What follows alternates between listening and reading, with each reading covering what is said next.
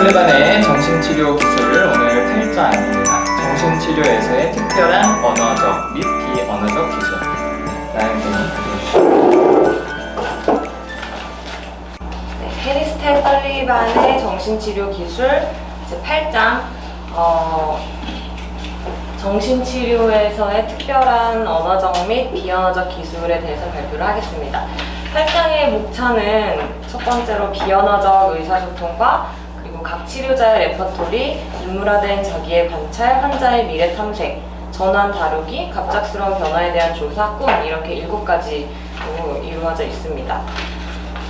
여기서는 어떤 그 치료 과정에서 상담자가 활용할 수 있는 여러 가지 기술에 대한 이야기들로 구성이 되어 있습니다.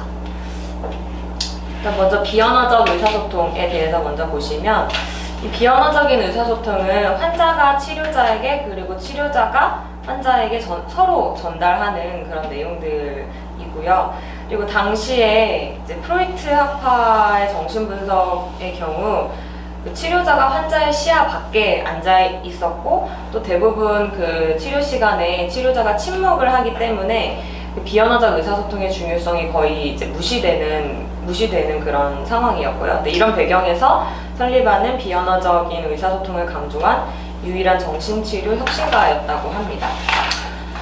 설리반이 이야기한 이 비언어적인 의사소통의 종류는 얼굴 표정이나 몸짓, 몸의 움직임과 자세, 그리고 무언의 음성, 물건의 사용 등이 있습니다. 그래서 치료자가 내담자를 회의적인 표정으로 바라보거나 손을 움직이거나 자세를 의도적으로 편하게 취하거나 코웃음을 사용하거나 펜을 들어서 내담자의 이야기를 급하게 쓰는 거나 이런 식으로 비언어적인 메시지를 전달할 수 있다고 말을 합니다. 그리고 이제 설리반은 각 치료자가 처음에 몇 년 동안은 표준 기술대로 치료를 하지만 그 뒤에는 치료자마다 각자 자신에게 맞는 레퍼토리를 갖게 된다고 이야기를 합니다. 그래서 그 예로 이야기를 한 것들이 멜로드라마, 유머, 비꼬기와 반어법을 제안을 했습니다. 멜로드라마 같은 경우는 그 예시를 들자면 치료자에게 경외심을 가진 그런 이제 내담자를 만났을 때 일부러 그 치료자가 뭔가 자신이 부족하다는 점을 어필하기 위한 목적으로 몇 분 동안 잃어버린 종이를 찾는 척을 한다든가 하는 예가 있고요. 그리고 또 자기의 부모와 또 자신의 배우자와 관계가 항상 좋고 아무 문제가 없다라고 말하는 그런 내담자가 있다면 특이하네요 라고 이야기를 하면서 회의적인 태도를 보이는 것, 그리고 때로는 지루함이나 즐거움이나 짜증 같은 그런 기색들을 보이는 것을 이야기합니다. 그래서 이 멜로드라마를 사용을 할 때 유의사항은 지루함이나 즐거움이나 짜증 같은 그런 감정들을 표현할 때 그 대상이 내담자가 되는 게 아니라 어떤 그 지금 이야기하고 있었던 어떤 사건이나 상황 혹은 그 둘이서 서로 의논하고 있던 그 사람을 향해야 한다고 이야기를 하고 있습니다. 그리고 이런 멜로드라마를 사용한 후에 상담자는 그 구체적인 사건이 그 예시가 되는 더 넓은 문제, 즉 내담자의 실제 삶에서의 모습으로 그 내용을 가져가서 다루어야 한다고 말합니다. 유머도 하나의 레퍼토리로 제안을 하는데요. 긴장을 없애거나 좀 더 넓은 시야로 그 상황들을 볼 수 있도록 하는 용도로 사용을 하고요. 비꼬기와 반어법 같은 경우는 이것을 사용할 때는 목소리 억양이나 얼굴 표정이 되게 중요하다고 이야기를 했고, 그리고 이런 부분들이 좀 상담자에게 좀 상처가 되지 않도록 능력이 있는 치료자만 사용을 해야 한다고 또 주의를 했습니다. 이런 모든 것들은 다 문화적인 차이에 다 기반해서 이루어져야 하는데 어떤 문화에서는 허용되는 것들이 다른 문화에서는 그렇지 않을 수도 있다는 것들을 다 고려해야 한다고 합니다. 그래서 상담자가 이런 문화적인 차이에 대해서 잘 인식을 스스로 할 수 있어야 하고요. 어떤 차이들이 있냐면 상담자와 내담자의 어떤 경제적인 배경의 차이가 있을 수도 있고, 그리고 이성애자인 상담자와 동성애자인 내담자가 있을 수 있고, 그리고 불가지론인 상담자와 신자인 내담자가 있을 수도 있고, 이런 차이들을 상담자가 잘 자각을 하고 또 솔직하게 인정을 하는 태도를 가져야 한다고 얘기합니다. 자, 다음은 인물화된 자기의 관찰인데요. 인물화된 자기라는 그 용어는 한 사람이 자신에 대해 묘사할 수 있는 모든 것을 지칭합니다. 자기 이미지나 의식하는 자기 이미지와 같은 의미이고요. 인물화된 자기를 관찰을 하는 동안 치료자는 내담자가 자신에 대한 관념이 얼마나 건강한지를 주의해서 살펴봐야 합니다. 그래서 이 인물화된 자기를 관찰하기 위해서 이제 질문들을 제안을 했는데요. 어떤 종류의 인간관계 상황이나 환경이 그 내담자를 불안하게 하는지 혹은 뭐 안심시키는지에 대한 질문들을 제안을 했습니다. 그래서 제안한 질문들은 자신을 인간적으로 얼마나 가치 있게 생각하는지, 그리고 그가 했던 것들 중에 부끄럽거나 죄책감을 느끼는 것은 무엇이 있는지, 그리고 그런 감정들이나 사건과 연결되어 있는 인간관계는 뭐가 있는지, 이런 질문들을 제안을 했습니다.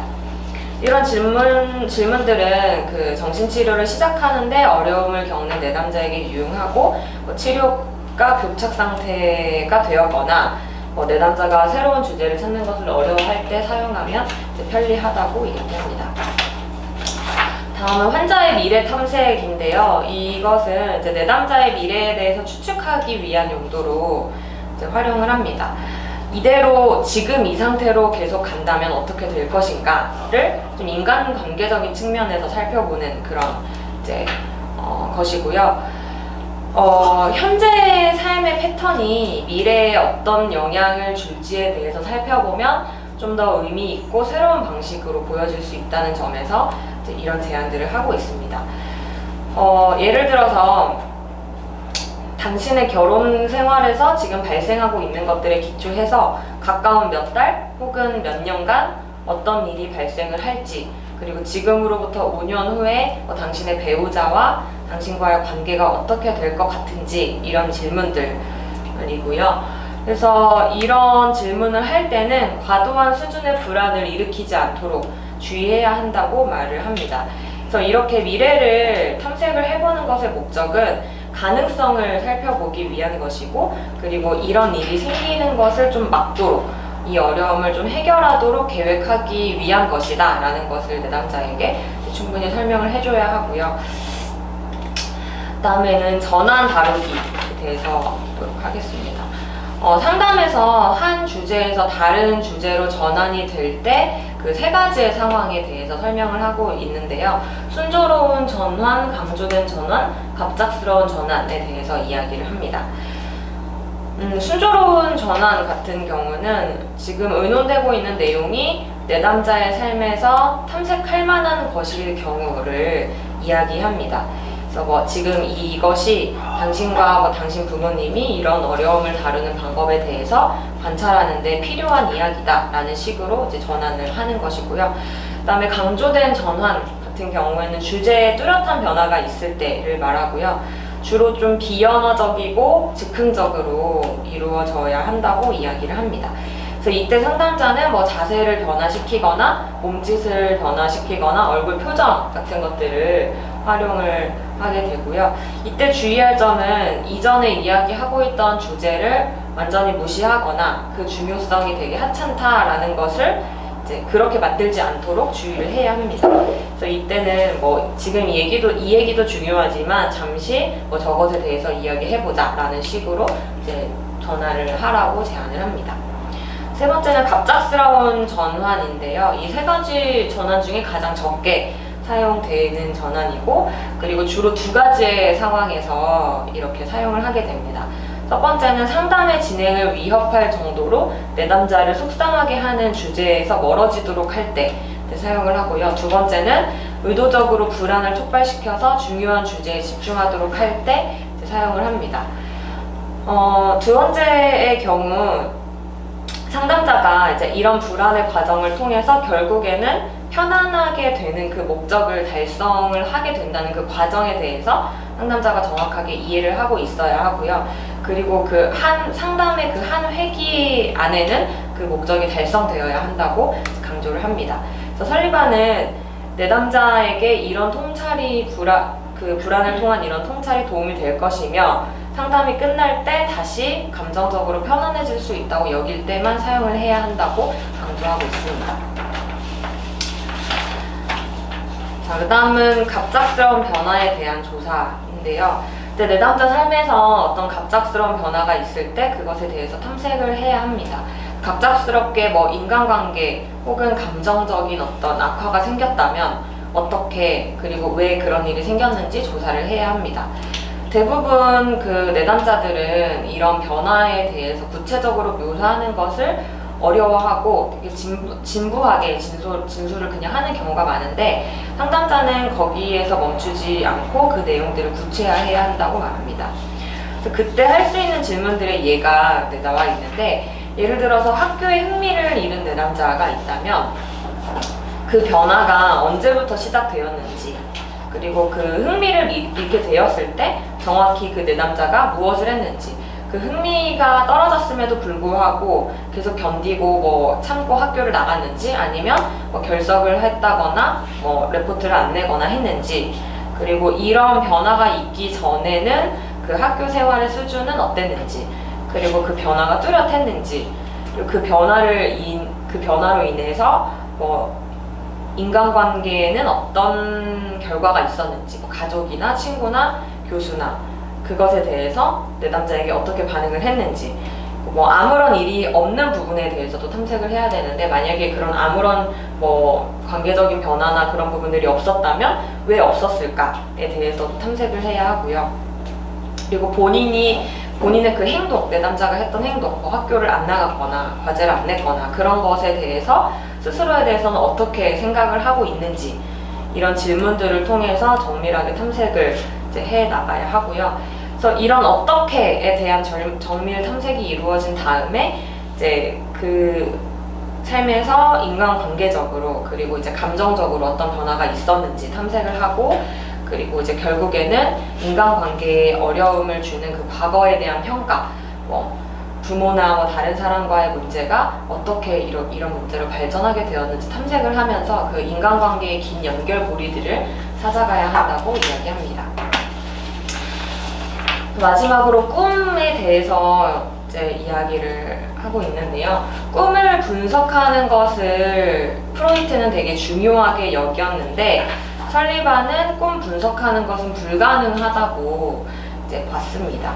왜냐하면 그 꿈이 내담자의 되게 노골적인 감정적인 것을 되게 가까이에서 드러내 보이는 것이기 때문에 그 내담자가 꿈에 대한 얘기를 하는 데 있어서 그 내용을 좀 변형시킨다고 그렇게 이제 느꼈기 때문입니다. 그래서 뭐 생략을 하거나 내용을 아니면 추가하거나 뭐 변화시키는 이런 왜곡들이 일어난다고 봤습니다.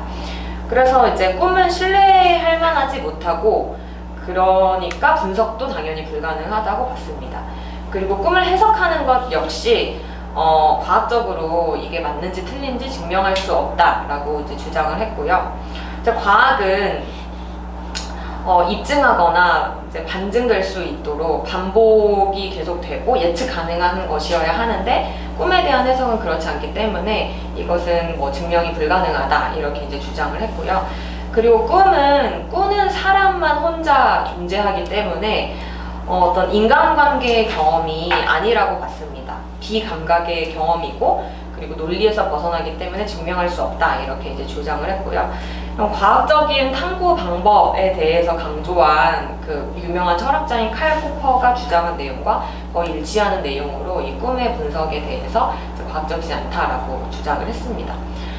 하지만 꿈은 과학은 아니지만 하나의 경험인 것은 사실이기 때문에 그 꿈을 하나의 추억담으로 얘기를 나눌 수 있고 그리고 그 꿈을 꿨을 때 그 내담자가 감정적으로 느끼는 것들에 대해서는 이야기를 할 수가 있다고 봤고요. 그리고 그 꿈을 더욱 유용하게 활용을 하기 위해서는 그 내담자가 깨어있을 때 인간관계 사건과 그 관계 탐색으로 꿈의 내용을 좀 가지고 이어져 와야 한다고 이제 주장을 했습니다. 그래서 이런 꿈이 지금 겪고 있는 인간관계 속에서 의미하는 바가 무엇인지를 이제 탐색을 하는 것을 제안을 했고요. 꿈은 이제 치료가 교착 상태에 있거나 뭐 치료의 본성과 목적에 대해서 잘 이해하고 있는 지적인 내담자에게 유용하다고 이야기를 했습니다. 네, 그래서 발표를 마치도록 하겠습니다. 저희 이제 스터디가 거의 이제 막바지로 네, 드디어. 접어들고 있어요. 네. 자, 오늘은 특별히 새로운 분이 오셨어요. 네, 우리 무도님 혹은 우정님. 네, 약간 목소리만 뭐 인사 좀 해주시죠. 네, 반갑습니다. 네. 달님의 권유로 참석하게 됐습니다. 네. 아니 어떤 마음으로 권유를 하셨어요? 좋은 마음으로. 뭐 판들어 달라고? 좀 같이 공부하고 싶은 마음이죠. 왜 특히 상담을 하고 무도님과? 음. 네? 왜 특히 무도님과 하고 싶어요? 제가 무도님을 많이 좋아하거든요. 그래서 음. 같이 하고 싶어서. 그래. 무도님은 어떤 마음으로 오셨어요? 제일 끌렸던 게 가치라는 단어가 좀 좋아가지고 그게 좀 담았던 것 같아요. 그래서 하고 싶어요. 그래. 그럼 오늘 목소리 많이 들려주세요. 중간중간. 네, 노력해보겠습니다. 자, 오늘도 이화 선생님이 자리에 안 계세요. 왜 안 오셨죠? 아이들이 둘이나 또 아프다고 해서 못 왔죠. 네. 저번 주는 둘째, 이번 주 첫째. 아무튼 또 이제 아이 병원 가시느라고 그리고 오셨고 네. 다음 주가 이화 선생님 발표인데 네. 오실 수 있을래나 모르겠네요. 애들이 아무튼 많이 아파요. 네, 많이 아픕니다. 근데 한 7살 정도 되면 좀 덜 아파. 7년. 초등학생 정도 되면 둘째가 7살이 될 때까지 기다려야겠네요. 네, 난 자주 아플 거예요. 자, 우리 오늘 8장 같이 얘기를 해보죠. 좀 전반적으로 이 8장 좀 어떻게 좀 읽으셨는지 먼저 얘기를 좀 할까요? 네. 이 선생님은 좀 어떻게 읽으셨어요? 저요. 저는 그러니까 확실히 설리반 이분이 섬세하구나 느꼈어요. 어떤 부분에서? 이런 비언어적인 부분들까지 다 이렇게 그 고려를 하고 그런 것들이 되게 섬세하다 생각을 했고. 특히 이 내용 중에서 어떤 거 보면서 특별히 그랬던 게 있어요? 그냥 표정이랑 어조, 뭐 말투 다 신경 쓴다는 게 되게 좀 섬세하다 생각했어요. 그래, 딴 분들은 또 좀 어떠셨어요? 저는 이제 이 설리반이 이제 꿈까지 이렇게 다 얘기를 하는 것들이 결국에는 대인관계적으로 이제 얘기를 하는 거잖아요. 그러니까 정신분석의 그 큰 흐름에 마무리를 이렇게 탁 짓는 이론으로 이 설리반이 대상관계에서 대인관계로 이어오는 그 하나의 어떤 이름을 올리기에 정말 좋은 적절한 상담가다, 그러니까 심리 정신 분석자다라는 생각이 들면서 결국에는 우리가 알아차려야 되는 그 끊임없는 숙제들을 저희한테 준다는 생각이 들었어요. 계속 상담자로 있어요. 아니, 설리반을 그렇게 표현하시면 네. 또 안 돼요? 설리반도 싫어할 거고 정신분석가들도 싫어할 텐데 어떤 지금 본인은 이제 그 정신분석을 뭐라 그랬죠? 마무리 뭐 네, 그렇죠. 됐네? 이 현재도 이어질 수 있는 현재를 이을 수 있는 현재를 있다니? 그러니까 그러니까 현재 현대 치료. 그렇죠. 현재도 많이 이제 사용할 수 있는 어떤 이 흐름을 잘 이어주고 있다라는 생각이 들었는데, 아니, 일단은 설리반은 정신분석을 싫어했어요. 그렇죠. 자기는 정신분석과 굉장히 다르다고, 그렇죠. 꿈 해석도 다르고 다 다르다고 하죠. 하기는 하는데 아니, 싫어한다면 좀 분리 좀 시켜줘야지. 분리를 좀 이제 이렇게 큰 맥락으로 흘러왔는데 결국에는 분리가 되는 거죠. 그러니까 어떤 정신분석은 사실 좀 개인적인 입장이잖아요. 개인과 개인으로 바라보는 입장이면 이 어떻게 보면 굉장히 달라요. 다르면서도 큰 맥락을 이루고 있다라는 정신분석이랑? 설리반이 묻으면서 벌떡 일어나겠구만. 요새 제가 정신분석을 공부하고 있어서 어떻게 이어지고 있어요. 저한테는. 네. 근데 사실은 이 설리반을 정신분석 같은 흐름에서 넣는 부류들이 되게 많아요. 그렇죠. 이렇게 책을 봐도. 근데 이제 엄밀히 말해서 마치 그러니까 우리는 정신분석과 분석심리, 프로이트와 융을 좀 같이 이렇게 엮으려고 하잖아요. 실제로 이제 두 사람은 같이 있었던 시간도 있고, 근데 하지만 이 융을 따르는 융기한들한테 야, 니네는 뭐 정신분석이랑 같은 집이잖아. 이러면 엄청 화내지. 그래요. 그렇죠. 근데 이제 설리반은 말할 것도 없죠. 설리반은 정신분석 훈련을 받은 적도 없고 계속 나는 다르다라고 이야기를 했는데, 근데 이제 우리가 공부하는 입장에서는 이제 대상관계나 이렇게 이어지는 것으로 보이긴 하지만 역사적으로 보면은 정신분석이 유럽에서 시작이 됐고 미국으로 건너왔던 그 정도 시점에서 이제 설리반이 활동을 했었거든요. 그리고 대상관계에 코엇이나 컴퍼그 같은 사람은 훨씬 뒤에요. 얘보다. 아, 그거 더 최근이란 얘기예요? 아니 더 전? 더 전? 더 최근 대상관계보다 더 전. 얘가. 아, 그래요? 왜냐면 코엇이 1970년대에 그분이 누구죠? 그 대상관계 처음에 여자분? 멜라니 클라인. 멜라니 클란이랑은 동시대던데. 그렇죠. 멜라니 클라인은 그러니까 잠깐 얘기를 하면은 프로이트의 후계자가 하트만이라는 사람이에요. 하트만과 안나 프로이트의 딸이 고전적 정신분석을 계속 이어갔어요. 이제 히틀러를 피해서 영국으로 왔잖아. 근데 영국에서 멜라니 클라인이 프로이트의 정신분석 대략 한 5세까지 일어나는 그 심리성적 발달을 생후 2년으로 확 압축시켜서 이야기를 했어요. 그래서 멜라니 클라인과 안나 프로이트 하트만이 싸운 거예요. 그리고 그 제3지대의 사람들이 바로 정신분석의 대상관계의 그 흐름이 됐었고, 그래서 그때부터 근데 대상관계는 우리가 이제 딱히 대상관계 대표주자가 누구냐 하면은 대표주자를 말하기가 어려울 정도로 위니컷이나 컴버그나 이제 뭐 이런 사람들이 이렇게 있거든요. 그래서 어쨌든 이 대상관계가 좀 체계화됐을 때는 엄밀히 말해서 이 설리반이 살았던 시대보다 조금 뒤에요. 설리반이 살았던 시대보다는 좀 뒤다. 그러니까 더 앞이라는 거. 설리반이 더 앞이고 그렇죠. 그 다음에 대상관계라는 거. 그렇죠. 그러니까 이제 어쨌든 흐름이 좀 다르죠. 그러니까 설리반은 갑자기 미국에서 소위 말해서 요즘 갑툭튀인 거예요. 자기 어떤 경험과 이걸 통해서.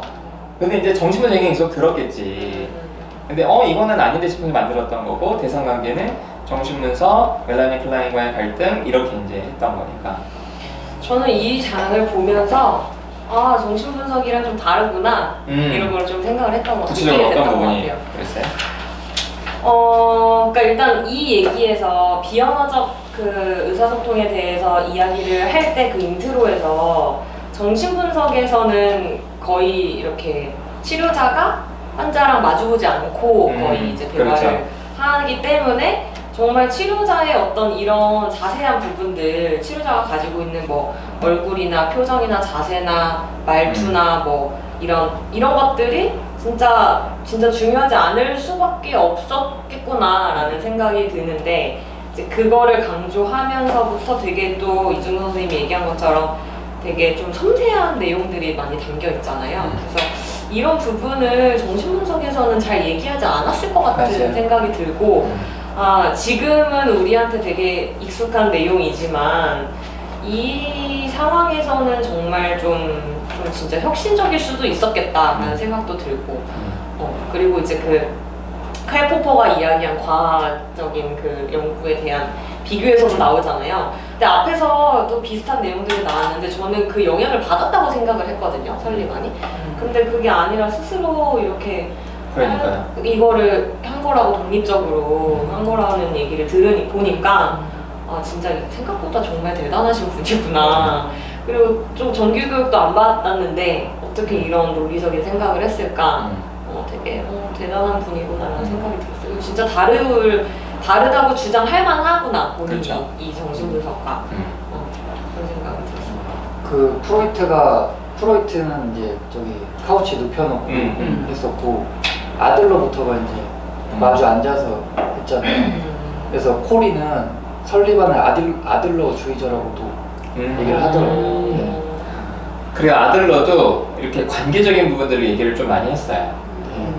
그런 면에서 아들러주의자다.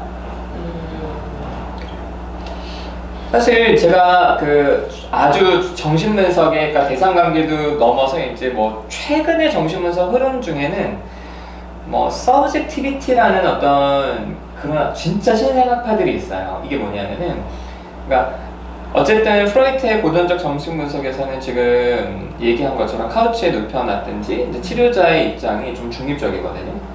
근데 이제 여기서 우리가 좀 생각해야 할 게 이 중립적이라는 게 지금 한국의 수많은 상담자들이 취하는 어떤 정서적 거리를 두는 면에서의 중립적이 아니라 내담자들이 마음껏 자기 자신을 드러낼 수 있게 하는 면에서 중립적으로 취한 거예요.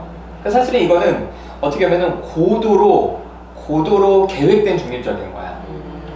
그러니까 마치 좀 어떤 느낌 드냐면 엄청 수동적이어서 치료자가 내담자가 엄청 화를 낼 수 있는 그런 장치랑 비슷한 거예요. 그래서 프로이트는 이 중립성을 내담자들이 갖고 있는 무의식적인 욕구들을 마음껏 프로젝션할 수 있는 그런 어떤 스크린을 역할을 했잖아요.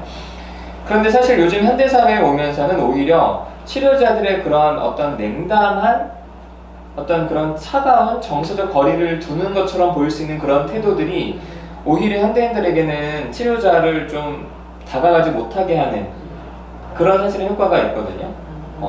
그러니까 프로이트가 썼던 중립성과는 다르죠. 그래서 최근의 정신분석도 프로이트의 중립성을 많이 버려요.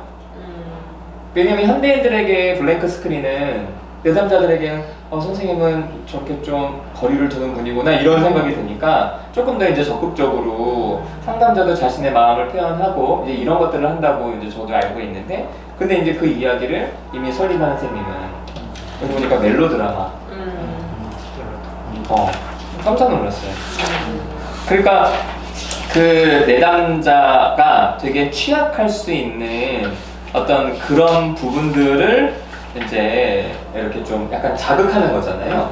근데 그래서 이제 관계를 끌어낸다는 면에서도 저도 야 진짜 이 시대에 특별히 이제 의사는 또 굉장히 좀 권위적이고 중립적인 태도를 취해야 된다고 이때도 의사들이 훈련을 받았을 텐데 이렇게 좀 적극적으로 하시는구나 라는 생각이 들어서 저도 좀 그 부분이 좀 놀랐던 것 같아요. 그리고 생각보다 적극적이라고 느꼈던 게 저기 뭐였더라? 직접적으로 이렇게 좀 불안을 자극하는 것도 쓰셨더라고요. 있어요. 네, 그런 파트가 있어가지고 근데 이게 전화 여기 네. 갑작스러운 전화. 네, 갑작스러운 전화할 때 네, 그렇게 좀 불안을 일으켜가지고 그 사람이 어떤 역도가 드러낼 수 있게끔 하겠다는 것도 써있더라고요. 그래서 이분이 무조건 불안을 낮추는 것만을 그렇죠. 강요하진 않았구나 해서 좀 놀랐어요. 그러니까 어쩌면 계속 적절한 불안이어야 된다라는 게 불안이 맞아요. 필요하다는 얘기도 같이 하고 있는 것 같아요. 그렇죠. 그러니까 진짜 저도 방금 또 생각 든 게 그 정신분석에서의 프로이트를 카우치에 눕혀놓고 이제 하는 그 중립적인 입장에 대해서 보통 저도 공부할 때는 이론서적으로 공부할 때는 뭔가 색깔을 빼야 되구나 이렇게 생각했거든요. 자기 감정적 색깔을 빼고 이 사람을 대하고 뭔가 이렇게 이해를 하기 쉽게 또 이 생각이 되는데 그게 아니라 사실은 프로이트도 굉장히 자유현상이라는 거잖아요. 그러니까 굉장히 내담자가 굉장히 자유롭게 할 수 있는 그런 것들을 사실 강조하고 다만 이제 굉장히 설리반은 진짜 그 관계 속에서라는 걸 굉장히 강조하면서 뭐 꿈의 해석 같은 경우에서 확실히 좀 그 차이를 보여준다 생각이 들어요. 꿈을 해석하는 게 아니라 설리반은 그 꿈을 그 왜 이 시점에 이 얘기를 하는지 이 꿈이 지금 어떤 부분 이 꿈을 얘기를 하면서 뭘 얘기하고자 하는지 이런 것들을 더 관찰해야 된다는 게 확실히 지금 여기에 알아차림을 굉장히 강조하고 있는 생각이 들어요. 차이점이 분명하다 생각이 들어요. 저는 여기 그 설리반이 거기 무언의 의사소통이 엄청난 중요성을 강조하는 그 부분이 참 인상 깊거든요. 네. 근데 여기서 보면 치료자도 보면 자기가 하는 행동에 대해서 무언의 의사소통을 하고 있다는 그렇죠. 그 부분을 갖다가 인식을 갖다가 맞아요. 하고 그걸 많이 알아야지만 더 효과가 있다. 그러면 이 부분은 또 내담자도 보면 자기가 하는 행동이 몸에 어떻게 영향을 끼치는지 알고 알아야 된다는 것도 되고요. 그러니까 맨날 다른 사람 관찰하고 이제 이런 식으로 하는 분은 아닌 것 같아요. 네, 그리고 꿈의 분석도 저는 이거 굉장히 신선했는데 저는 놀랐거든요.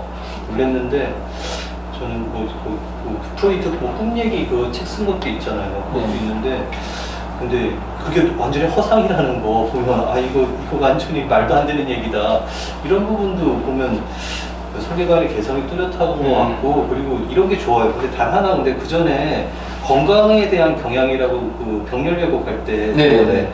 그때 그때는 별로 뭐 과학적 원칙을 받아들일 수 없다. 이제 그런 게 있으면서 이것을 찬성할 만한 상식적인 증거가 어느 정도 존재하는데 이건 좀 실망적이에요, 사실.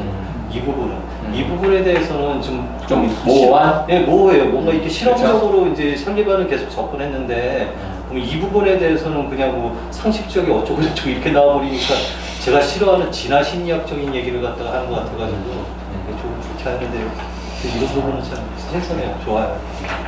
지금 저희 오늘 뭐 여러 가지 이야기를 좀 할 수 있는데 저는 그 중에서 첫 번째로 지금 니체님께서도 좀 아까 얘기했듯이 그 비언어적인 의사소통 이거를 어떤 치료자들도 분명히 알고 있어야 된다 이렇게 얘기를 하거든요. 그러니까 여기는 뭐 이제 지금 니체님이나 무도님도 계시고 같이 이제 뭐 집단도 해보셨고 또 뭐 우리끼리도 이제 집단을 해본 경우들이 있으니까 좀 그런 걸 좀 서로 얘기해주면 어떨까? 비언어적으로 가지고 있는 부분? 그러니까 자기는 잘 모르잖아. 언제 지금이요? 그러니까 지금 지금 그러니까 왜냐면 제가 이거를 왜 이거 오면서 맞아 이렇게 치료자가 알아야 되더라고 생각했냐면 제가 요즘에 공개 집단 영상을 1주차부터 계속 요약 영상을 만들고 있거든요. 그럼 옛날 거 계속 보고 있어요. 보는데 초반에는 그러니까 제가 지금 뭐 한 중반 이후의 요약 영상은 실제로 집단에서 했던 일을 가지고 요약 영상을 만드는데 초반에는 이제 집단 초반엔 제가 이거를 구조화한다고 마무리 때 제가 되게 장황하게 되게 길게 설명하는 부분들이 되게 많아요. 그래서 제가 이제 그거를 계속 편집을 하고 있는데 어쨌든 내가 말하는 걸 보잖아. 근데 뭘 발견하셨어요? 계속 한숨을 쉬어. 그 무슨 얘기 하다가 하면서 이렇게 설명을 해. 맞아. 그니까 이렇게 얘기하면 그러니까 이걸 되게 자주 하더라고. 그러니까 내가 이제 그럴 때마다 몇몇 집단원들이 이렇게 눈치를 보기도 하고 그리고 특히 이제 우리 수플님은 좀 웃어 그때. 그러니까 이렇게 웃는 게 그러니까 내가 뭐 이렇게 형이 얼마나 답답할까 이걸 좀 공감하는 것 같은데 근데 저는 제가 그렇게 한숨을 많이 쉬는지 몰랐어요. 근데 이런 것도 사실은 비언어적인 거잖아요. 그럼 그 순간에 뭔가 저 사람이 답답해하고 있고 내가 뭔가 잘못하고 있구나 이런 느낌을 줄 수도 있으니까 이런 비언어적인 것도 굉장히 영향이 크구나 싶은데 맞아, 저 얼마 전에 그것 때문에 내담자한테 엄청 욕먹었어요. 어떤 거? 한숨? 네, 제가 막 그러니까 좀 답답하다는 제스처를 그때 힘든 얘기를 했는데 조금 답답하다고 느껴지는 제스처 비언어적인 걸 느꼈대요 본인이. 분명히. 뭔데? 표정 안 들었어요? 피드백 들었죠. 이제 약간 이렇게 표정에서 막 약간 이렇게 하는 게 있었다는 그런 거 거예요. 있어야죠. 그래서 엄청 욕먹었어요. 그냥 소리 대박 막 이렇게 지르면서 그래서 그거 아니라고 수습을 한참 했는데 한 2주째 가고 있어요. 그거. 그래서 욕 먹고 있어요 요새. 그 마음이랑 다르다는 얘기인가요? 그렇죠. 약간 원래 그런 마음은- 부분도 있는데 사실 진짜 마음은 그 마음은 아니다. 그러니까 진짜 마음은 예, 그걸 전하기는 했는데 좀 어. 안타까운 마음도 있었는데 그걸 같이 이제 얘기를 좀 했죠 계속. 근데 아직 화가 안 풀렸어요. 아니 근데 이게 무언의 의사소통이랑 거기 언어의 의사소통이랑 저는 이게 구별이 될 수 있는지도 의문이에요. 사실 거기 보면 물어보면 있잖아요. 근데 인터뷰 해가지고 뭐 홍준표랑 뭐 유심이라면서 무슨 알릴레오랑 뭐 홍카레오 하는데 거기 사회자가 이제 물어보거든요. 물어볼 때 보면 홍준표가 대답할 때 보면 그런 거 아니다. 보면 공격적으로 사회자가 물어보는데 그런 거 아니라 자기는 그냥 답답해서 얘기한 거다. 그 말에 대해서 보면 마음은 다른 거다. 뭐 이런 식으로 얘기를 하는데 그것도 이제 말이 이제 정확히 전달이 안 된 거잖아요. 그렇죠. 근데 지금 말씀하신 것도 마찬가지잖아요. 그것도 아니잖아요. 말이 그 무언의 의사소통이잖아요. 그것도 의사소통인데 상대방이랑 이제 서로 매치가 안 된 거니까 결국 본질이 같은 거 아니냐. 그렇죠. 네. 맞아, 그러니까 뭔가 전달이 된다는 면에서 분명한데 네. 근데 이제 문제는 사람들이 어떤 비언어적인 부분들을 잘 인식을 못하고 뿜어내는 부분이 있다는 거죠. 그리고 그게 오히려 더 솔직한 부분 아니냐. 그거는 감추지 못하니까 언어보다도. 그래서 그것도 같이 얘기했어요. 그 마음에 대해서도 실제. 근데 그런 것도 있는 것 같아요. 상담자의 마음이 실제 그런 마음도 좀 있는데 사실은 더 큰 마음도 있는데 계속 그 분은 이제 이 부분만 얘기가 되니까 그것만 바라보고 있으니까 이제 그거에 대해서 같이 얘기를 이제 같이 이 마음도 있는데 그거에 대해서 오해를 하는 부분도 있다. 이제 그런 얘기는 좀 공개적으로 같이 했거든요. 근데 또 그런 것도 있는 게 이거는 알아야 된다는 거는 상담자가 자기도 무의식 중에 나오는 것도 있더라고요. 근데 그거에 향한 것도 있지만 그거랑 다른 맥락으로 좀 습관 같은 거 있잖아요. 그래서 누들쌤이 이거 우리가 같이 좀 얘기를 해야 된다라고 하는 게 저는 좀 공감이 돼요. 그래서 알아야지 본인도 이것도 이제 좀 조절하면서 표현을 하시는데. 아니 어쨌든 그 리트님이나 무도님은 지금 이화 선생님이랑 뭐 개인 성립 집단도 하잖아요. 그러면은 우리 이화 선생님이 갖고 있는 비언어적인 어떤 표현들은 뭐가 좀 비언어적인 거 있죠.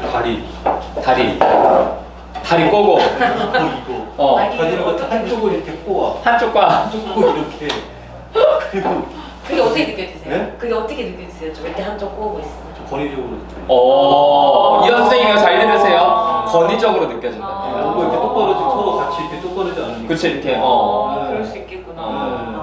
그리고 아니면 다리를 갖다 이렇게 쭉 이렇게 내밀고 그쵸 쭉 내밀고 내밀고 이거 그럴 수 있겠다. 근데 그 다리도 반바지야. 네. 신나는 크록스. 그래? 맞아요. 맞아요. 그런 것도 좀 같은 그런 거.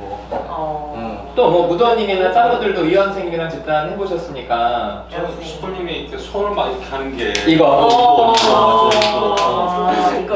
이거 보셔야 되겠는데. 네, 이화 선생님 잘 보세요 이거. 네, 이거. 분위기가 잘 안 되는 것도 하고 좀 뭔가 좀 귀여워 보이려고 하나? 귀여운 척한다. 짜증나실 수 있겠네요. 귀여운 척한다. 네. 또 이화 선생님 생각하면 또 뭐가 생각나세요? 하도 오래 봐도 이제 그게 잘 구분이 안 가는 것 같긴 한데. 막 머리 막 머리 막 이렇게 하는 거. 이렇게 하는 거. 막 진짜 막. 이 영상만 돌려봐도 나올 거예요. 막 이렇게 하면은 이게 막 뽕뽕하는 거 있어. 그런 거. 이렇게 하는 거. 이렇게 맞아요. 진짜 포즈를 취하시는 맞아. 자 이제 넘어갈까요? 우리가 맞네요. 우리도 할까? 네네. 네, 하죠. 모르겠어요. 저는 최근에 집단원한테 뭐지? 노려본다고. 노려보지 말라고 저한테 뭐 이렇게 그 얘기를 피드백 한번 받았거든요. 그러니까 인상 쓰면서 노려본다고. 그러니까 안 웃으면 안 웃고 이렇게 쳐다보면 좀 그런 표정이 나와요. 그런 것 같아요. 근데 의도는 사실 그런 의도는 아닌데 막 노려봐서 막 공격하려는 의도는 아닌데 그런 모습이 있다고 피드백. 그럴 때마다 짜증난다고 이러는 거 있을 때 내가 자주 그랬나 싶더라고요. 그러니까 나연 선생님이 좀 이목구비가 뚜렷하잖아요. 그래서 좀 안 웃고 이렇게 쳐다보면은 좀 무서워 좀. 맞아. 굉장히 좀 차가워 보이는 그런 피드백은 다가가기 어렵다는 피드백을 많이 듣는 것 같아요. 그리고 생각보다 말을 많이 안 하시잖아요. 뭐 집단에서. 지금 이거 제스처예요. 그게 어떻게 보여요? 하면서 그게 어떻게 보여?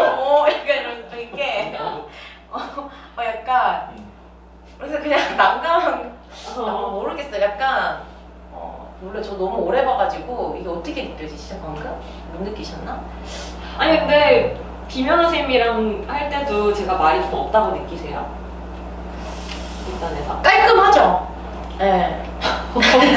좀 말이 이렇게 없는 거예요? 네, 뭔가 말이 없다라기보다는 말이 분명하고 깔끔하고 잘. 네, 뭐. 그러니까 확실히 나무님이랑 할 때보다는 말을 더 많이 하긴 해요. 리더를 할 때는. 맞아. 그래서 제가 이 얘기를 하는 게 뭐냐면 그런 어떤 말을 많이 하면 그러니까 이화 선생님은 비언어적인 게 분명히 많지만 말도 많이 하니까 그 비언어적인 거에 대해서 사람들이 좀 오해를 안 해요. 그냥 쟤는 지멋대로구나. 이화 선생은 내담자들도 쟤는 그냥 지 편한 대로 하는구나가 이제 되는데 말이 적으면 그 비언어적인 부분에 있어서 그게 영향을 좀 받는 것 같아요. 말이 죠 맞네. 그러니까 내가 봤을 때 나연 선생님이 차갑진 않거든요. 물론 뭐 기본적으로 좀 다른 사람들보다는 적극적이진 않아도 적극적인 건 좀 그렇지 않아도 네. 차갑지는 않은데 이제 말이 좀 이렇게 엄면서 이렇게 쳐다보면은 무섭지. 아니 그래서 제가 누나심 선생님하고 하는 집단에서 그런 피드백을 더 많이 들었던 것 같긴 해요. 그 비언어적인 거에 대한 피드백, 그렇죠. 인상 찡그린다라든지 이런 피드백을 더 많이 들었던 것 같아요. 아니 지금 집들에서 혼나는 것 같다 이런 피드백도 많이 들었잖아요. 다가가기 어렵다, 혼나는 것 같다, 약간 그런. 나연 선생님한테. 네. 되게 맞아요. 그렇죠. 기본적으로 좀 아쉬웠어. 많이 혼내죠 사람들을. 아, 그러니까 집단원들이 개인 상담을 받을 때 초반에는 그런 얘기를 되게 많이 해요. 맨날 뭐라 한다. 나연 선생님. 나연 선생님이 자기한테 맨날 뭐라 한다. 한다. 아니 이전 선생님은 좀 본인의 비언어적인 거는 여기 집단 같이 한 사람이 나밖에 없나? 예, 없어요. 어떤 게 있는 것 같아요? 저는 피드백을 들은 게 없어요. 비언어적인. 네, 비언어적으로 들은 게 딱히 없어서. 비언어적인 거. 일단 요즘에는 다른데 초반에는 말을 잘 안 해. 예, 그렇죠. 그렇죠. 말을 잘 안 하고 되게 뭔가 이렇게 좀 생각이 나는 것 같은데 말을 안 하니까 내가 계속 말해라 이제 얘기를 했잖아요. 요즘에 이제 말을 많이 해요. 많이 하는데 특별히 뭐 비언어적으로 사람을 불편하게 하거나 그런 건 좀 딱히는 없는 것 같고 대신 이제 언어적으로 계속 똑같은 말을 많이 하시죠. 더 표현하라고 그거밖에 없냐 그래서 이제 한번 피드백을 드리기는 했는데 그 말을 계속 한다는 거죠. 그거밖에 없냐고 더 표현하라고 계속 표현하고 있는데 더 표현하라고 다 했냐고 막 이렇게 얘기를 하니까 맞죠. 그 얘기 많이 들었어요.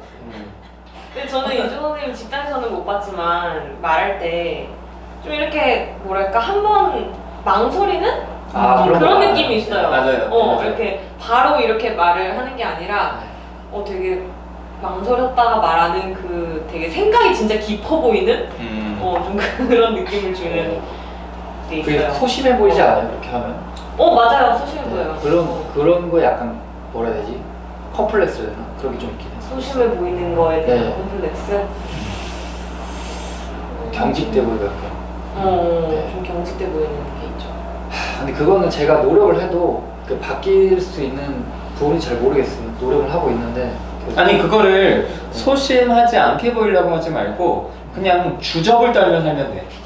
그러니까 그런 걸 해야 되는데 그거를 어떻게 해야 될지 모르겠어요. 주접을 떨어야 되는데 계속 말을 많이 해. 사람들이 짜증날 정도로 맞아. 네, 주접을 떨어야 주접을 떨고 오지랖을 떨고 근데 아무튼 그 금요일 오전 집단에서는 진짜 편해요. 거기는 진짜 편해요. 왜냐면 거기 브리더가 아니라 집단원이거든. 네, 그래서 그렇지. 브리더로 있는 곳에서 좀 더 다른 거예요. 네네. 근데 브리더가 있는 곳에서는 잠깐만 뭔가 이렇게 좀 더 적극적으로 하려는 게 더 좀 본인을 복잡하게 만드는 거. 근데 나는 그 이조쌤이랑 이거 끝나고 밥을 먹잖아요. 이완섭이랑 셋이. 그때도 느끼는데 망설이는 거. 아니 어려워서. 어려워. 어렵지. 맞아. 낯설어서. 아직 낯설어서. 어때요? 나연 선생님 본인보다 더 긴장 많이 하는 사람 보니까. 사실 좀 이해는 되긴 해요. 그 심정이. 좀 긴장하는 게. 저도 사실 많이 봐야 좀 이제 낯가림이 극복이 되면서 좀 자연스럽게 되는 게 있는데. 그래서 이해는 되죠. 공감도 되고. 그래서 말을 고른다 그러면 되게 무섭긴 해요. 그래 제가 맞아. 약간 네. 무섭게 느껴지세요? 네, 말을 고른다고. 진짜요? 네, 말을 고른다고. 속을 알 수 없다. 약간 네. 이런 느낌에서. 그냥 바로 말이 안 나오고 말을 골라서 하신다고. 네. 네. 맞아. 네. 근데 사실은 저희가 표시. 이렇게 이제 같이 스터디도 하고 집단도 하니까 이런 피드백을 주고받을 수 있지. 보통 이제 개인 상담만 주로 하시는 상담자들은 내담자들이 그런 거 잘 얘기 안 해주잖아요. 진짜 잘. 네. 그렇죠? 선생님 왜 뭐 표정이 그래요? 라든지 그렇죠. 네. 선생님 왜 한숨 쉬세요? 이렇게 얘기를 웬만하면 잘 안 하고 맞아요. 그런 거에 대해서 좀 기분이 상해서 상담자가 날 이해 못한다. 그래서 일방적으로 드랍아웃 되는 경우들도 많이 맞아요. 그럴 것 같아요. 많이 있죠. 네. 그렇죠. 근데 이제 여기서 할리만이 얘기했듯이 자신의 비언어적인 부분들을 아는 거는 정말 중요한 것 같아요. 그때도 문화적으로 우리나라 문화적으로 비언어적인 것에 대해서 지적하는 것이 맞아요. 근데 좀 불쾌한 것 같기도 그렇죠. 해요. 그게 맞아요. 괜히 시비 거는 거 아니냐. 그렇지. 맞아. 네. 왜냐면 어렸을 때부터 부모님한테 너 지금 입이 왜 튀어나왔어? 부터 시작해서 맞아 맞아. 그런 게 그래가지고 소통을 더 방해하는 거 아니냐 네, 이런 생각. 맞아, 그런 행동에 대한 지적을 많이 받는 것 같아요. 네. 진짜 비언어적인 네. 어릴 때부터. 김연아 선생님은 안 해요? 저요? 전 그냥 항상 실수하죠. 아니 김연아 선생님 좀 짜증스럽게 이야기하는 거 많아요. 그러니까 너는 이렇게 이야기하는 거. 이게 억양이 있네요, 억양이. 억양이. 비언어적인 억양. 근데 감정이 더 뭐 잘 느껴지긴 하는데 이제 짜증이 아닌데 되게 짜증처럼 더 느껴지는 것도 있는 것 같아요. 운동을 그게 안 돼. 그래요. 근데 저는 짜증이 실제로 많아요. 실제로 그렇구나. 짜증이 많아서 어렸을 때 사진 찍는 거 보면 화내면서 사진 찍는 것도 있어요. 많아요. 사진. 뭐가 마음에 안 들어. 오빠가 사진 찍어주는데도 마음에 안 들어서 짜증 있고. 좀 짜증이 많아서 그걸 한번 걸러야 될 필요가 있어요. 오해를 많이 받아서 한번 걸러야 될 필요가 있다는 생각이 들더라고요. 제가 이 비언 언어적인 소통 생각하니까 지금 이제 예전에 이제 상담했던 방금 한숨 쉬신 거 아세요?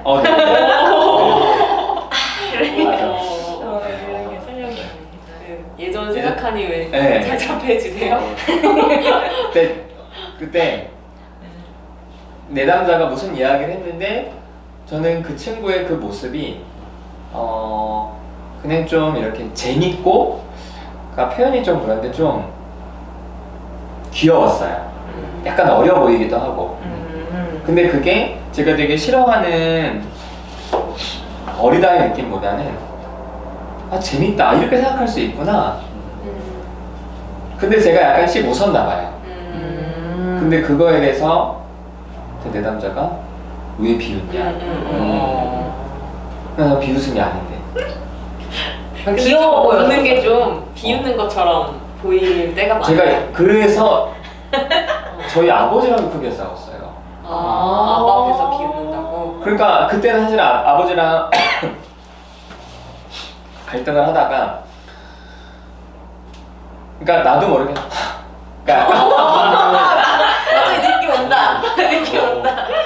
그러니까 이제 아버지가 그것 때문에 막 화내죠, 이 새끼. 근데 사실은 그때 되게 당황스러웠는데 결혼하고 나서는 와이프랑 그것 때문에 계속 싸우는 거예요. 그러니까 무슨 갈등을 하다가 이제 와이프도 화가 났는데 저도 이제 화가 났지만, 그러니까 너무 기가 막혀서 내 입장에서는 그런 반응들. 그런데 집단을 하니까 집단에서 그 피드백을 집중적으로 받는 거예요. 진짜 초반에. 그래서 그러니까 사실은 아버지랑 얘기했을 때나 아내랑 얘기했을 때는 내가 그게 받아들여지지가 않았어. 나는 그게 아니었으니까. 의도가 그게 아니었어. 그리고 이 사람들은 나랑 갈등하는 사람들이니까 그냥 내 표현에 하나를 꼬투리를 잡고 생각했는데, 집단에서도 그런 모습이 계속 나오니까 집단원들이 계속 피드백을 주는 거예요. 그러니까 나랑 엮이지 않은 다른 집단원들, 갈등이 아닌 집단원들이 내가 그걸 들으면서 내 어떤 그런 표정이나 비언어적인 소통에 이게 있구나가 인식이 돼서 그거 확실하게 제가 인정하고 고치려고 되게 계속 애써서 이제는 그러니까 뭐 한숨 쉬는, 그때는 이제 약간 정말 비웃는 듯한 진짜 이렇게 인상 딱 썩소 딱 한번 이렇게 그죠? 한번 근데 그게 이제 확실하게 제 걸로 받아들여지고 이게 좀 교정이 됐던 그런 경험들. 그러니까 집단이 절 살렸어요. 집단에서 피드백 안 받았으면은 계속 나는 억울했을 거고. 그럼 내가 나의 내 표정을 못 보니까. 진짜 근데 웃는 거는 저기 굉장히 거기 공격적인 게 될 수 있어요. 맞아요. 그러니까 그것에 대해서 또 다시 말이 나오거든요. 그렇죠. 이번에 뭐 국회의원 한성교 그 사람도 보면 여자가 딱 웃으니까 나 더 좋아하냐고 이렇게 들이댔잖아요. 자기 기분 나빠서 하는 소리인데 그것만 막 지적. 보면 웃은 거는 그거 가지고는 얘기 안 하고 보면 그게 기분 안 좋아서 그런 건데 사실. 맞아요. 네. 근데 이 비언어적인 소통이 제가 봤을 때는 특별히 자신의 마음을 말로 표현하는 게 좀 어려운 동양 문화권, 특히 한국에서는 이게 굉장히 큰 퍼센테이지를 차지하기 때문에 상담자들이 이런 부분들에 대해서 계속 인식하고 내담자와 함께 이야기하는 것은 중요한 것 같아요. 자, 그래요. 그러면은 비언어적인 의사소통 좀 넘어가서 우리 뭐 요 얘기 한번 하고 좀 설명할까 하는데 각 치료제의 레파토리 있잖아요. 그래서 무슨 이제 설리반이 치료자는 이제 처음에는 몇 년 동안은 마치 교과서처럼 한다. 이제 표준 기술을 고수하지만 그런데 이후에는 자신에게 잘 맞는 어떤 것들을 덧붙여서 자기만의 레파토리가 있다 이렇게 얘기를 좀 하시거든요. 그래서 좀 각자가 어떤 레파토리들이 좀 있는지 한번 좀 얘기하면 좋을 것 같아요. 우리 이화수 선생님은 없으니까 얘기하기가 좋네. 130주차 영상에서도 나왔듯이 우리 시울님이랑 이제 빡 이렇게 했을 때 그리고 34주차 공개 영상에서도 또 이렇게 테이블을 차게 또 하셨고 68주차도 있어요. 68주차? 땅님이랑 그래요. 34, 68, 130주차 네, 영상을 레파토리가 맞죠. 할 수 있듯이 어쨌든 그 같이 하는 사람들이 어느 정도 좀 이렇게 딱 교착 상태, 딱 가로막힌 상태에서 그걸 이제 벗어나지 못할 때 이 선생님은 아주 적극적으로 열받게 하죠. 그렇죠. 그거를 그래서 확 내담자가 벗어나고 터뜨릴 수 있도록 하죠. 다른 선생님들도 나름의 레파토리가 좀 있으신가요? 저는 근데 여기서 말하는 처음 몇 년 초보자라 아직 교과서대로 1년도 안 됐어요. 아, 네네. 좀 교과서대로 해야죠. 이렇게 살짝 넘어가시네요. 더 얘기하려고 막 이제 이런 곳이 혹시 레퍼토리 아닌가요? 야 얘기하시네. 그게 레파토리였는데 까여가지고 레파토리를 바꿔야 될 것 같아요. 화나게 만들고 막 그런 거잖아요. 다 얘기했는데 뭐 또 얘기하려고 그러죠. 나연 선생님은 좀 어떤 레퍼토리가 있나요?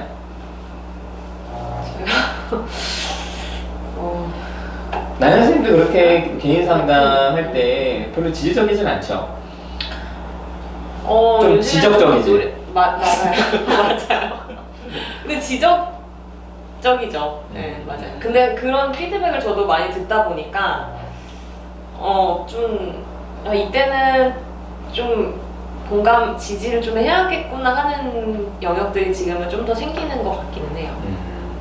근데 공감을 안 했었죠, 거의 진짜. 그게 레파토리라고 할 수 있을까요? 그러게요. 나는 무슨 레퍼토리가 있나?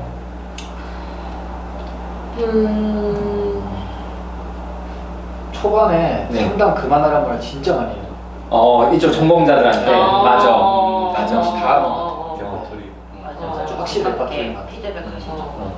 근데 저는 그런 누다신 선생님이 갖고 있는 레파토리를 좀 닮는 것 같기도 해요. 맞아. 상담 그만하라고? 응. 어. 남의 귀한 내담자 망치지 말라고 막 이러면서 그런 같이 계속 하다 보니까 저는 생기는 것 확실히 좀 집단에서 사람들이 좀 자유롭게 자신을 드러냈으면 좋겠다는 생각을 해서 이제 어떤 계속 좀 이렇게 푸시를 할 때 계속 좀 물어봐요. 이렇게 좀 표현해도 되냐, 더 해도 되냐. 이제 그랬을 때 보통 사람들은 이제 자기가 스스로 어떤 상태인지 아는 사람들은 괜찮다 했을 때 제가 한 번까지 들어가면은 이제 좀 더 받아주고 이렇게 해서 이렇게 하고 결국엔 표현을 하는데 어떤 경우는 내가 좀 더 표현을 해도 되겠냐, 네가 나한테 더 표현을 하기 위해서 그랬더니 해도 된대요. 그래서 제가 엄청 뭐라 했어요. 그랬더니 아직 화가 안 난대. 그럼 내가 화를 더 내게 해줄까? 그랬더니 그러래요. 그래서 진짜 모욕적인 말을 엄청 많이 했어요. 이 친구가 좀 표현을 했어. 그래서 내가 이제 좋다 그랬거든요. 근데 이 친구는 사실 그게 소화가 안 된 거야. 그 모욕적인 말들이. 그리고 그날 이후로 저한테 항의 메일부터 시작해서 온갖 막 이렇게 쏟아내서 근데 제가 이게 말로 안 되는구나, 이 글로 되는구나, 문제가 있네. 맞아. 그게 문제야. 글은 그래서 제가 그런 문제야. 이 글이 난 너무 좋다. 나한테 어서 표현해 달라. 근데 이 친구는 이제 관계를 끊기 위해서 그렇게 글을 쓴 거지 끊는다 소통하는 건 아니에요. 그래서 저는 이제 계속 이제 그런 경험이 있을 때마다 분명히 우리가 표현하라고 하는 거는 집단에서 함께 상호작용하기 위해서 하는 거지 일방적으로 제가 화풀이하는 거는 아니니까 그런 부분들을 조금 더 염두에 두고 하려는 거는 좀 있는 것 같아요. 그러니까 내가 해도 될지, 그렇죠. 저 화를 너에게 내도 될지, 너가 너를 더 화나게 만들어도 될지에 대해서 그렇죠. 많이 물어보시는 것 같아요. 맞아요. 그래서 계속 좀 그거를 확인하면서 이렇게 하는 것 같아요. 근데 그렇게 확인하다 보면 또 확인 받는 사람은 그런 말을 들으면 아, 이 사람이 나를 진심으로 싫어하는 건 아니구나 라는 생각을 하니까 화가 잘 안 난대. 맞아요. 그리고 또 화를 그 당사자가 화를 냈을 때 네가 그렇게 표현하니까 좋다라고 하잖아요. 그러면 이제 왜 좋냐 막 이렇게 이제 그렇게 나오기도 하는 것 같아요. 그거 거짓말 같아요. 그쵸. 네, 그거 거짓말 같아요. 그냥 갈등을 갖다 거기서 그냥 끝내려고. 더 나가는 게 부담스럽다 이거죠. 아니 예를 들어서 근데 만약에 니치님이나 무도님 같은 경우에는 갈등을 할 때는 저도 안 물어볼 것 같아요. 왜냐하면은 두 분이 이제 지금 서로의 이제 저나 집단에 대한 신뢰에 의해서 뭔가를 하는 거를 알기 때문에 이제 그렇게 표현 안 하는데 이제 집단은 아직 잘 적응 못 하신 분들한테는 계속 이제 푸시만 하면은 상담자가 자기 문제 때문에 저런다. 공개 집단 댓글에 그게 사실 제일 많이 달려요. 상담자가 네가 네 문제가 해결이 안 돼서 내 남자한테 퍼붓는 거 아니냐. 이 댓글 자기 고치기 싫으니까 이제 남자 타는 거죠. 이게 이제 댓글들이 많이 달려서 사실은 어쨌든 자신의 레파토리를 아는 거 이런 것들도 그렇죠? 치료자로서 매우 중요한 것 같아요. 자, 그래 오늘 어떠셨는지 자신이 이제 오늘 내용 중에서 마지막으로 마무리 좀 하고 싶은 말들 있으시면 하면서 좀 마무리를 해볼까요?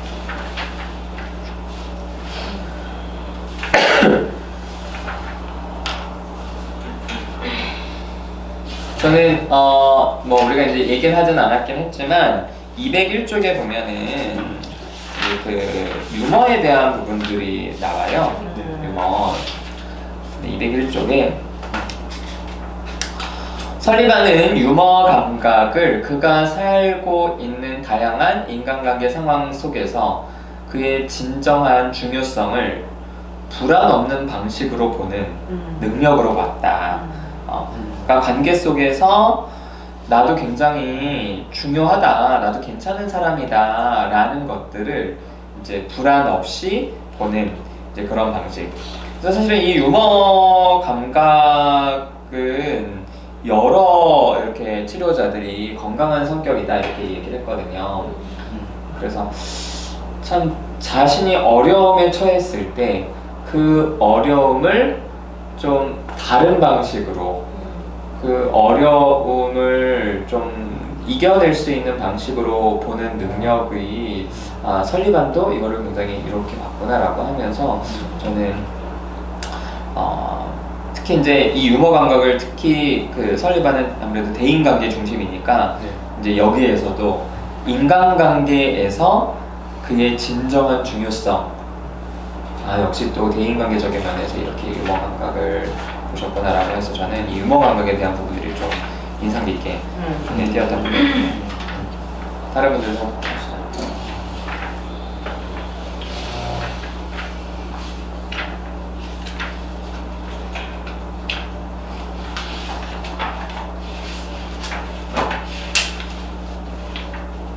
저는 물론 제가 이거를 제대로 이해했는지는 잘 모르겠는데 206페이지에서 이제 208페이지의 그 내용들이 그러니까 환자의 삶에 적응해서 갑작스러운 변화에 대해서 조사하는 거잖아요.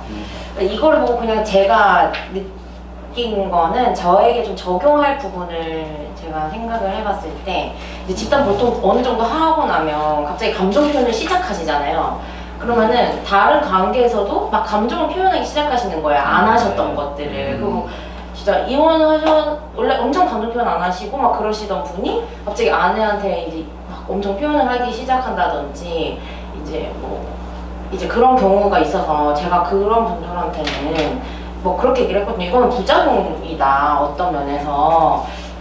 평소시 안 하시다가 그분들은 사실 준비도 안 됐는데 갑자기 감정 표현하면 얼마나 당황스럽겠냐 이렇게만 얘기를 하고 그 상황을 마쳤거든요. 근데 갑자기 이 글을 보고 그분들의 뭔가 씁쓸함이 살짝 느껴지는 거예요. 뭐냐면은 감정 표현을 그분들은 사실은 어떤 변화를 겪으신 거잖아요. 그렇죠.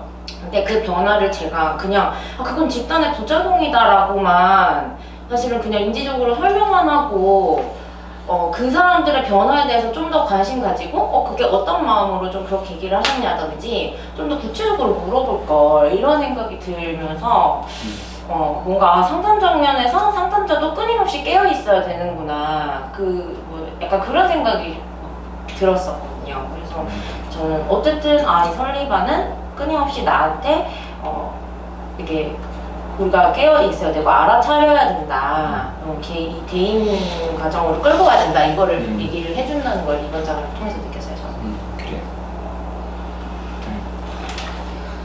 저는 그 갑작스러운 전환 네. 해서 이제 의도적으로 되게 불안하게 불안을 촉발시켜서 거기 그 과정을 통해서 필요한 것들을 이제 해내는 이야기들이 또 나오잖아요. 그러니까 앞에서는 좀 불안하지 않게 갑작스러운 전환에서 사실 저는 처음에 너무 내담자를 힘들게 하는 주제가 있을 때 전환을 해야 된다라고 했을 때 조금 실망스러웠는데 네. 뒤에 이제 그렇지 않은 다른 경우에 이런 것도 이 사람은 분명히 보고 있었고 그리고 그거를 촉발을 시키는 과정에서 상담자가 그 뒤에 나아가야 될 길을 잘 알고 있어야 한다는 부분이 또 저에게 다시 좀 인상 깊게 다가왔던 것 같아요. 항상 좀 내담자에 대한 고민을 진짜 많이 해야 할 수 있는 부분이구나. 네, 생각을 했습니다. 저는 그 설리반이 이제 그 정신역동의 흐름에서 신프로이트 학파로 넘어간 거기잖아요. 근데 신프로이트에 속해 있는 사람들이 이제 설리반이랑 호나이랑 에리 프롬으로 주로 이 세 명을 얘기를 하는데 그 신프로이트 학파의 특징이 다 프로이트에 반대되는 그러니까 반하는 약간 개념들을 가지고 해서 신프로이트 학파가 됐으니까 그러니까 이게 정신역동의 흐름이라고 보기보다는 정신역동이 약간 반작용으로 나온 그런 흐름이라고 보면 좋을 것 같고 그리고 그 내용에서는 꿈 파트에서 제가 그 아는 분이 어디서 이제 심리치료를 받았거든요. 근데 그분이 꿈 얘기를 했는데 그 꿈에 대해서 내용을 가지고 되게 뭐라고 했대요. 그분이 이제 나무에서 열림을 봤는데 열매를 안 따고 꿈에서 깼는데 이거 안 뗐냐고 혼을 냈다고 하더라고요. 뭐야? 네, 그래가지고 그 말 듣고 저도 어이가 없어가지고 그걸로 내용을 가지고 이렇게 했냐니까 그렇게 했다고 해가지고 거기는 진짜 좀 약간 이상한 것 같더라고요. 거기에 제대로 공부하신 분 맞아요? 그거를 정확히 모르겠어요. 그리고 융심리학 그렇게 하신다고 하더라고요. 네. 그래서 그런 거 보면서 설리반은 그래도 그 꿈을 내용을 가지고 왈가왈부하지 않고 그 꿈을 통해서 관계 속에서 어떤 어려움이 있는지 확인하고 좀 더 이렇게 현실적인 방안들을 마련하려고 했구나 해서 되게 좋다고 생각했어요. 자, 우리 두 분도 오늘 뭐 어떠셨는지? 저는 저기 이 비언어적 이제 의사소통 여기 요 부분이랑 요게 근데 어떤 계획을 한다든가 이제 그렇게 나오는 게 아니라 이제 자연스럽게 이제 튀어나오는 거잖아요 이게.